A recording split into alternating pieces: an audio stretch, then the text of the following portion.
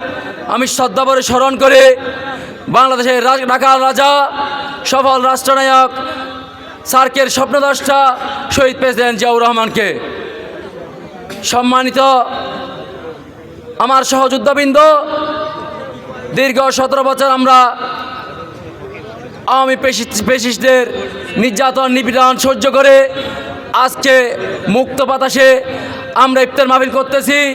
এই মুক্ত বাতাসে ইফতার মাহফিল এবং ভবিষ্যতে প্রোগ্রামগুলো চালিয়ে যাওয়ার জন্য আমাদেরকে সবাইকে সচেতন থাকতে হবে।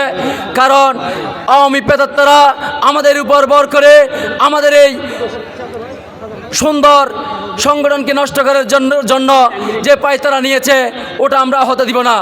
কারণ দেশনায়ক তারেক রহমান আমাদের বলেছেন, ছোটোবেলায় যেভাবে আমরা মায়ের কাছ থেকে বন করে টাকা নিয়ে স্কুলে যেতাম, তদ্রূপ এই ভোটের জন্য প্রত্যেকটা ইউনিয়নে আমাদেরকে ভোটের জন্য যেতে হবে।